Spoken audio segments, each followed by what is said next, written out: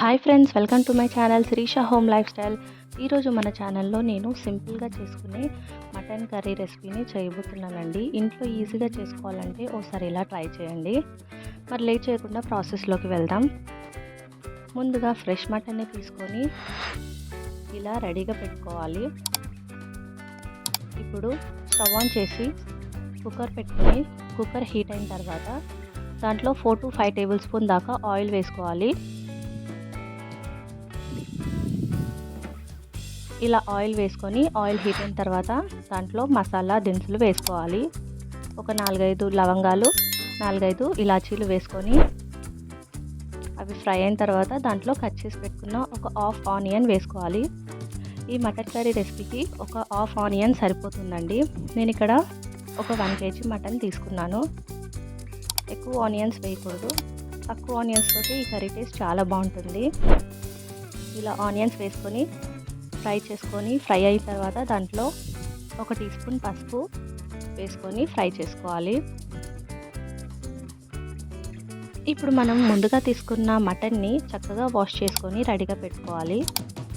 ఇలా వాటర్ వేసి వాటర్ అన్ని వడకట్టుకొని రెడీగా ఉంచుకోవాలి.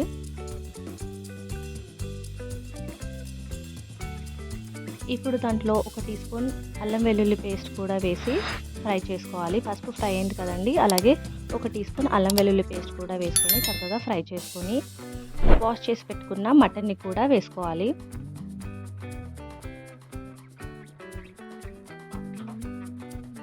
ఇలా మటన్ పీసెస్ని కూడా వేసుకొని చక్కగా ఫ్రై చేసుకోవాలి.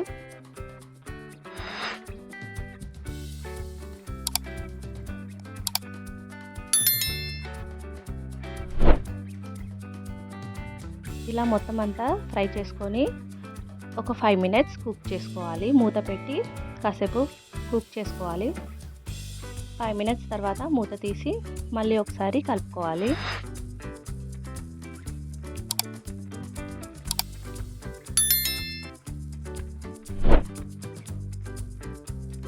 ఇలా కలుపుకున్న తర్వాత దీంట్లో 1 టీ స్పూన్ కారం వేసుకోవాలి.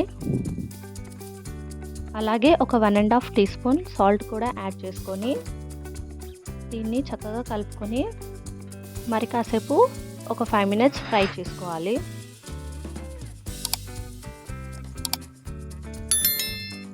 ఇలా కలుపుకొని మూత పెట్టి ఒక 5 minutes కుక్ చేసుకొని 5 minutes తర్వాత మూత తీసి చూస్తే చక్కగా కుక్ అవుతుంది. ఇప్పుడు దీనికి కుక్కర్ మూతని పెట్టి విజిల్ పెట్టి ఒక 6 to 7 విజిల్స్ వచ్చేంత వరకు ఉంచాలి. ఇలా 6 to 7 విజిల్స్ వచ్చిన తర్వాత దాని ప్రెషర్ అనేది పోయిన తర్వాత విజిల్ తీసి మూత తీసి చూస్తే చక్కగా పర్ఫెక్ట్గా కుక్ అయి ఉంటుందండి. ఇప్పుడు దీంట్లో కొత్తిమీర అలాగే పుదీనా వేసుకోవాలి. ఇలా పుదీనా యాడ్ చేయడం వల్ల మటన్ టేస్ట్ చాలా బాగుంటుంది. ఒకసారి ఇలా ట్రై చేయండి. ఇలా వేసి మొత్తం అంతా కలుపుకోవాలి. అలాగే దీంట్లో లాస్ట్గా ధనియా పౌడర్ని కూడా యాడ్ చేసుకోవాలి. 1 టీ స్పూన్ వేసి మొత్తం కలిసేలాగా కలుపుకొని మరి కాసేపు ఒక 5 minutes కుక్ చేసుకొని ఇంకా వేడివేడిగా సర్వ్ చేసుకోవడమే అండి. దీన్ని మీరు అన్నం, చపాతీ, రోటీ, పుల్కా దేంట్లోకైనా తీసుకోవచ్చు. చాలా టేస్టీగా ఉంటుంది. ఇలా గ్రేవీ మటన్ కర్రీని ఒకసారి ఇంట్లో ట్రై చేయండి. సింపుల్గా ఈజీ ప్రాసెస్ తోటి రెడీ అయిపోతుంది. నేను ఇక్కడ వేడివేడి అన్నంతో సర్వ్ చేసుకుంటున్నాను. మీరు నచ్చితే అన్నం, చపాతీ, రోటీ, పుల్కా ఇంకా దేంట్లోకైనా తీసుకోవచ్చు. మరి ఈ వీడియో నచ్చితే తప్పకుండా లైక్ చేయండి, కామెంట్ చేయండి, షేర్ చేయండి. కొత్తగా చూస్తున్న వాళ్ళు మన ఛానల్ని సబ్స్క్రైబ్ చేసుకోండి. Thank you for watching. Thank you for your time.